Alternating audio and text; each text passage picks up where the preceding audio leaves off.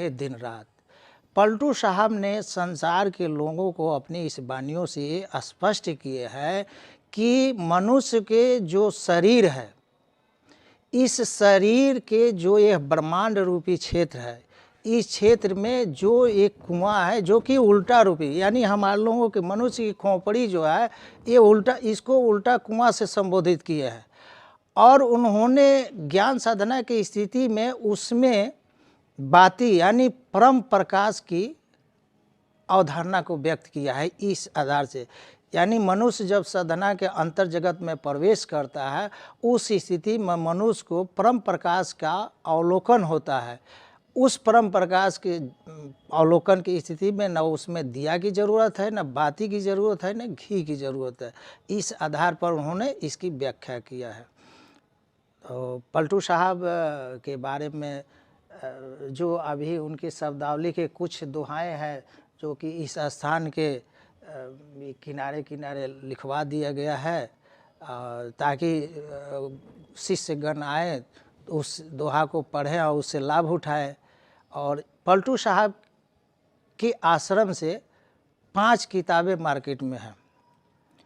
एक तो पलटू साहब की वाणी के नाम से है, वाणी 1 भाग, दूसरा भाग और तीसरा भाग, जो कि हर जगह अवेलेबल है। अयोध्या में कहाँ पर मिल जाएगी अगर कोई साधक खोजे ये तो? तीनों वानियाँ जो है अयोध्या के द्विवेदी जी का जो किताब का दुकान है, जो कोतवाली के ठीक अपोजिट सामने है सड़क के इस पार, उसके यहाँ ये किताब बराबर अवेलेबल रहती है। कोई भी भक्तगण को अगर आवश्यकता है तो वहाँ से ले सकता है। आगे भविष्य में हम आपसे प्रार्थना करेंगे कि पलटू दास जी महाराज का साहित्य जो उपलब्ध है उसको अगर आप इंटरनेट पर भी अगर उपलब्ध कराएंगे तो विश्व के लोगों को बड़ा कल्याण होगा। जो जिज्ञासु है, जो खोज रहा है कि महापुरुष हमें कहाँ मिलें, ऐसे भगवत प्राप्त महापुरुष का शिक्षा हम लोगों को संसार के लोगों को प्राप्त की जा सके। जी, आपका कथन ये बहुत उचित प्रश्न है और इस पर विचार मंथन चल रहा है आश्रम में, ताकि पलटू साहब की पांडुलिपि जो है, जो उनकी हाथ की लिखी हुई पांडुलिपि है, उसका ही हम लोग फोटोकॉपी कराकर और विचार कर रहा है जी इसको नेट पर डालने का विचार चल रहा है। अब और भी उनके जीवन की अगर कोई घटना याद आ जाए तो सुनाने का कष्ट करें। घटनाएं तो बहुत है, लेकिन मैं उसी घटना को सुना रहा हूँ, आप बता रहा हूँ, जो कि ये लिखित रूप में है। दंत कथाएं रूप में तो बहुत सी घटनाएं हैं जो कि जिसका कोई प्रमाण नहीं मिलता है, इसलिए उस चीज़ को बताना हम उचित नहीं समझते हैं। जो लिखित रूप में है वो आपको मैंने बताया। और उसके बाद स्वयं पलटू साहब ने जगन्नाथपुरी से कुछ शिष्यों के आग्रह पर लौटकर अयोध्या आए।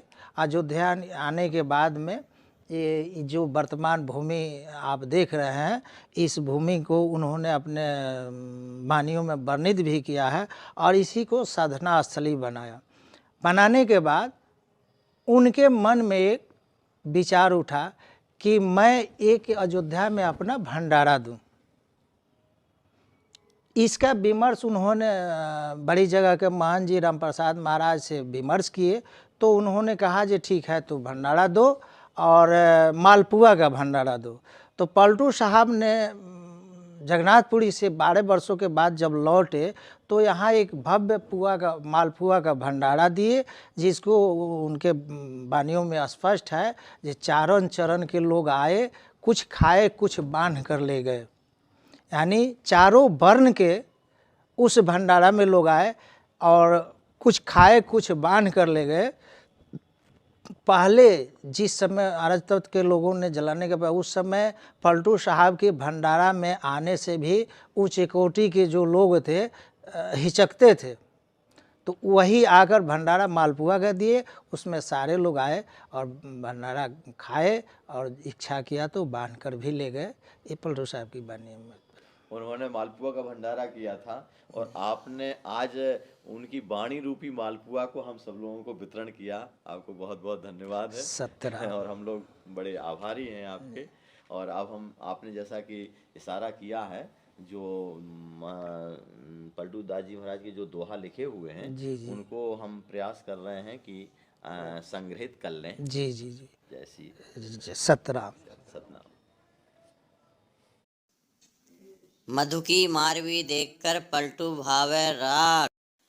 प्राचीन महापुरुष पलटू दास जी महाराज की रचनाएं हैं जो पत्थर में लिखी हुई हैं। इसको आप गौर से पढ़ें। पलटू संत के चरण को मैं लीनी परदार। देखिए गौर से और पूरा अपना आत्म कल्याण कर सकते हैं। एक एक दोहा अमूल्य है, ये उपलब्ध नहीं है संसार में। इसको आप हृदयंगम करके अपना कल्याण कर सकते हैं। भगवत प्राप्त संत हुए हैं पलटू दास जी महाराज। हमारा सौभाग्य है कि इनकी उपलब्धि आज स्मारिका के रूप में हम इनकी रचना को देख रहे हैं। और आइए अब सत्संग सेवा ट्रस्ट में, जिसमें बीमार संतों की, बीमार गौ माता की सेवा होती है, आपका स्वागत है और इसमें आप भाग ले सकते हैं। आप यह जो दृश्य देख रहे हैं, ऐसे आज भी हजारों लाचार वृद्ध अस्वस्थ हालात में पड़े हुए तड़पते ईश्वर अल्लाह से मना रहे हैं कि अब मैं जीना नहीं चाहता, सहा नहीं जाता, मुझे ले चलो। आइए, अगर आपके दिल में ऐसों के प्रति दर्द है तो ट्रस्ट के साथ मिलकर अपने अवकाश प्राप्त समय का दान देकर अपनी बौद्धिक योग्यता का, अपने धन का सच्चा सदुपयोग करके इनका दर्द मिटाएं और उस परम पिता परमेश्वर अल्लाह गॉड का प्यार प्राप्त करें। जिंदगी व संपत्ति तो एक दिन हमें छोड़ना ही है, तो क्यों ना हम अपने हाथ से ही उसका इन दुखियों की सेवा में सदुपयोग कर महान पुण्य के भागीदार बने। वैष्णव जन तो तेने कही जे पीड़ पराई जाने रे। वैष्णव